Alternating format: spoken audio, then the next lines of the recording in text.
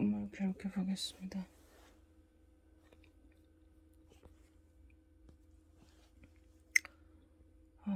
꿈을 주신 주님께 감사드립니다.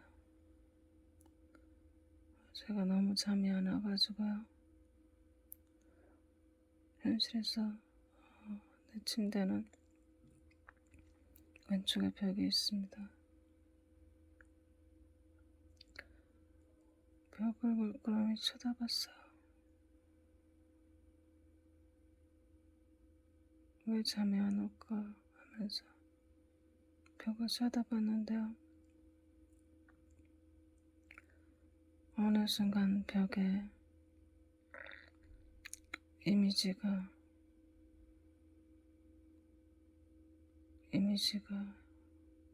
스치는 거예요. 나는 눈을 감았습니다. 이 꿈의 세계로 들어가고 있구나를 직감했어요. 그렇게 꿈이 꺼지는 건 처음이었습니다. 내가 잠이 안 와서 벽을 쳐다봤고 그 벽에서 이미지가 하나 둘씩 스쳐가고 내가 눈을 감습니다. 그렇게 꿈이 꺼졌어요. 어느 순간 내가 바라본 왼쪽 벽이 기차의 차창으로 변합니다. 바깥 풍경은 처음에는 평범했는데요. 점점 가면 갈수록 어두워져서요. 어떤 여자가 앉아있고 그 옆에는 그 여자의 그림자가 그림으로 그려져 있는데 로봇 같이 그리고 그 다음에는 다른 사람들 조금 더 기괴한 이해할 수 없는 이미지들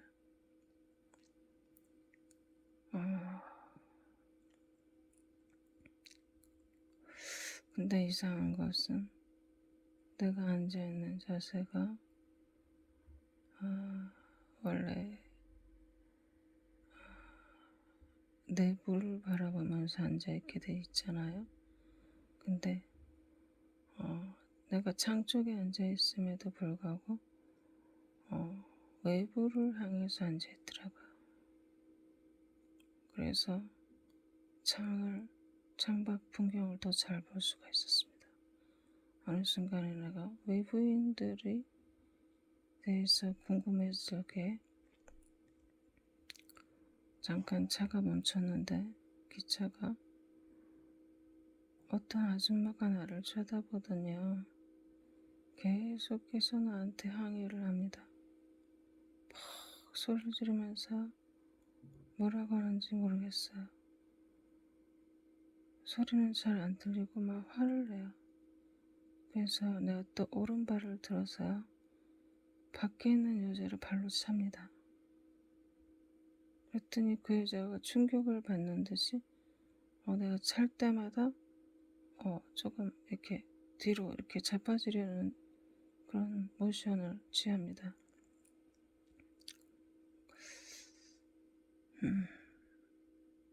여러 번 그렇게 했어요. 그랬는데요. 밖에서 나를 지켜보고 있던 키가 큰 남자가요. 나를 도와주려고 들어옵니다. 들어왔는데 내 옆에 앉습니다. 그때부터 조금 이상한 일이 생겨요. 나랑 그 남자 사이에는 한 사람이 앉을 만한 공간이 있었지만 그 남자가 차 타니까 다시 기차가 출발합니다. 근데 자꾸만 내 쪽으로 자리를 좁혀지는 거예요. 드디어는 나랑 밀착하더니 굉장히 좁아졌어. 그래서 내가 승질을 했습니다. 당신이 온 다음부터 이렇게 내가 불편해졌다. 그랬더니 다시 물러가는데 여전히 이렇게 다시 좁혀져 갑니다. 근데 이상하게 내 마음이 누군가를 의지하고 싶습니다. 그래서 나도 모르게 그 키 큰 남자의 팔을 잡고 어깨에 내 머리를 기대었어요. 그런 채로 밖을 쳐다봤습니다. 우리는 기차 밖을 쳐다봤어요. 암담하기 그지없는 그 모습들. 내 마음이 너무 좋지가 않았어요. 누군가를 의지하고 싶었습니다. 같이 봤어요. 우리는 기차 밖을 같이 쳐다보고, 그러나 마음만은 따뜻했습니다. 사람 인자는 서로를 의지하게 돼 있습니다. 의지하는 것이 사람이겠죠. 그럼 나는 여태까지 사람이 아니었단 말인가? 그렇습니다. 나는 기계 같은 인간이에요. 기계 같은 삶을 살아왔습니다. 아무도 의지하지 않고 그렇게 어거지로 살아왔어요.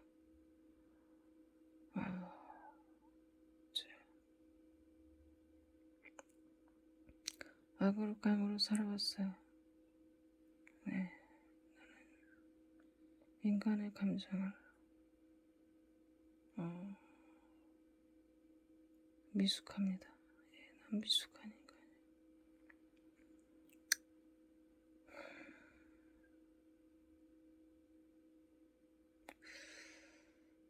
어느 순간 내가 어떤 기계,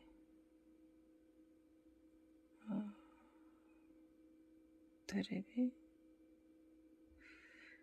내 뒤에 TV가 틀어져 있고,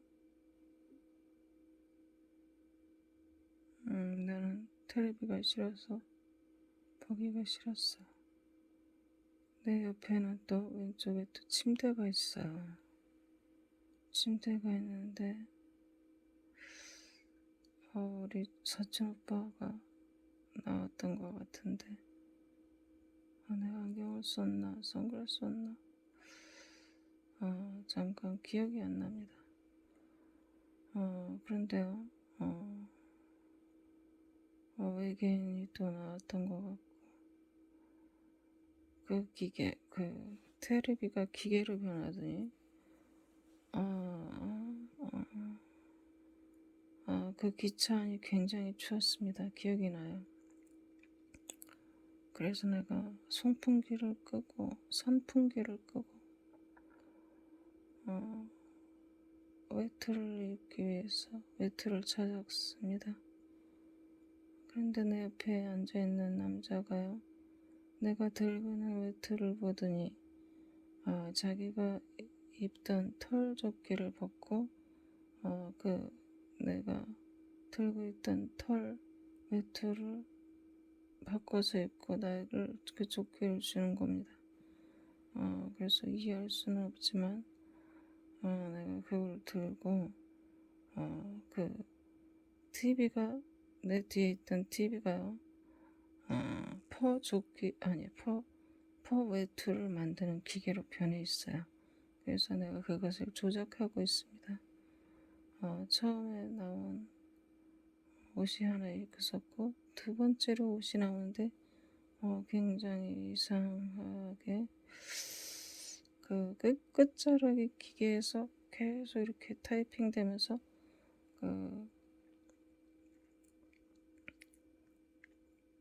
다 이게 옷이 완성돼서 나오고 있어요.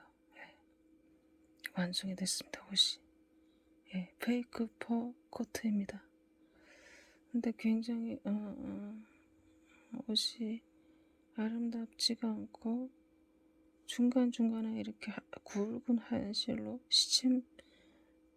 시침질해 있는 그런 옷이에요. 그래서 그것을 어떻게 인식하냐면은 아파트 9채가 이 옷에 박혀 있다. 이렇게 내가 얘기를 하는 거야. 그러면서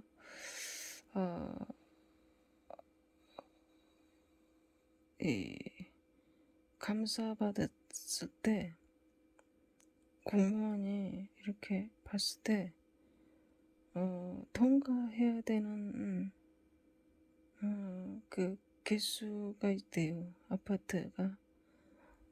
그거를 지금 오버했다는 것 같아요. 나 정확하게 기억이 안 나는데. 근데 내가 그것을 들면서 그 시침, 그 바늘땀을 세보고, 예, 그거가 지금 너무 많다는 얘기를 합니다. 예, 그러면서 그 옷이요, 이, 이 핑크, 보라, 이렇게,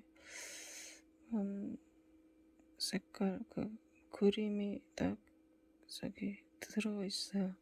그림으로 변해요. 여전히, 퍼, 코트입니다. 버커트. 나는 그래도, 내가 처음 만들었지만 이렇게, 완성이, 옷이 입을 수 있게 완성됐다는 게 너무 고마웠어요.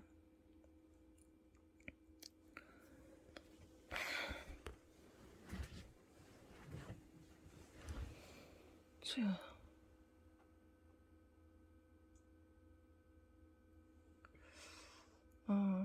어느 순간에, 내가 어떤 대학 교수인가?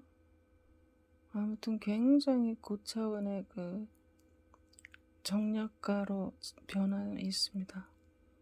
내가 어느 건물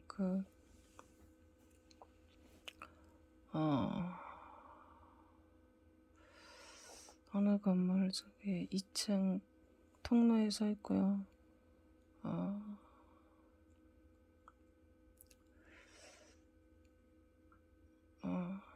어떤 여자가 내 친구하고 서 있는데 나한테 질문을 합니다. 뭐라 그러냐면요.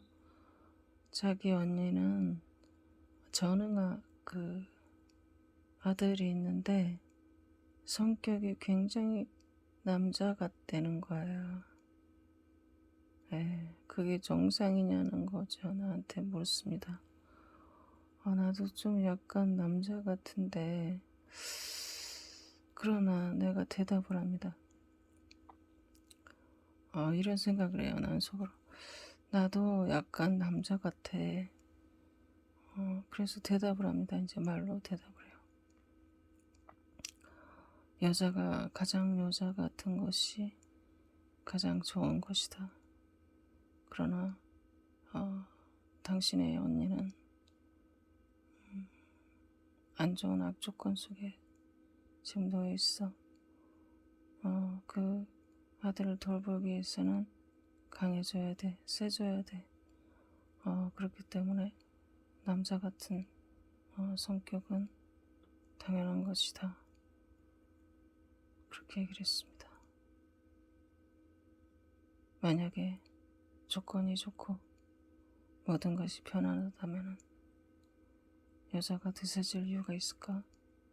얘기를 했어요. 그 다음에 내 친구를 보면서 모든 것이 편안하고 그리고 자기를 돕고 그런 사람들이 많고 편안한 이런 환경이 조성되어 있다면 어떤 여자라도 여성스럽게 될 것이다 라고 얘기를 했어요. 그 다음에 내 친구 걔가 굉장히 여성스럽습니다. 걔를 보면서 너는 참 행운 아야. 너의 모든 환경에 감사해라. 이렇게 얘기를 했습니다. 내가 얘기했지만 내가 무슨 심리학 박사처럼 얘기했더라고요.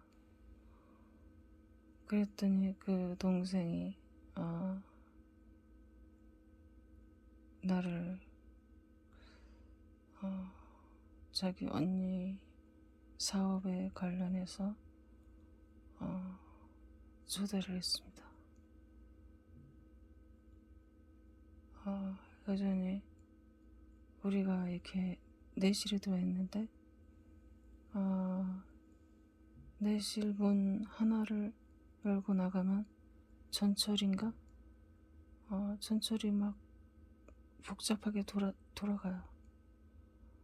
내실에는 누가 있냐면은 그 동생과 언니와 전응아, 장애야, 지적 장애야 남자 아이가 있습니다. 중고등학생 정도로 보여요.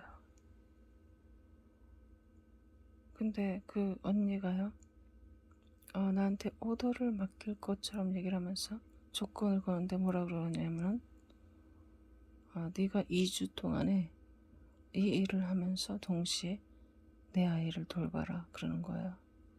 근데 속으로 생각합니다. 나는 이 일을 안 해도 상관이 없고, 나는 이 일을 안 해도 먹고 사는데 지장이 없고, 내가 원하는 일도 아니고 더더군다나 저 아이를 내가 돌볼 이유가 없다 이렇게 생각해요. 그런데 그 여자를 봤을 때요, 도움이 필요했습니다. 너무 불쌍했어요. 그 여자 눈을 바라봤습니다. 굉장히 재수가 없어요. 그 여자는 어떤 마인드를 가지고 있냐면 고자세, 교만함. 그러나 그 여자를 봤을 때 나보다 참 불쌍한 여자다 이런 생각을 했습니다. 전응아 아이를 책임지고 있는 평생 그렇게 불쌍한 여자. 그래서 내가 대답했어요. 좋다. 내가 당신의 아이를 돌보면서 일을 2주 동안 해주겠다 라고 얘기했습니다. 참 기가 막힐 노릇입니다. 그 남자애가 자꾸 탈출을 하려고 하는 거야.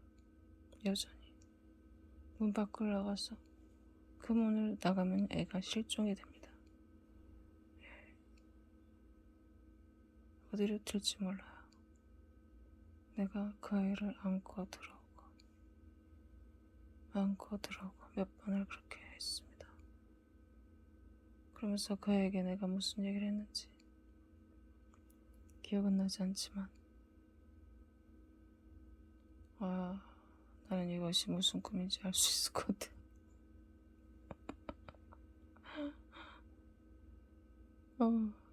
진짜 짜증납니다. 2주 동안 내가 돌봐야 하는 사람이 지금 생각이 나요. 주요. 어떻게 하라는 건지 도대체가. 주요. 도우소서.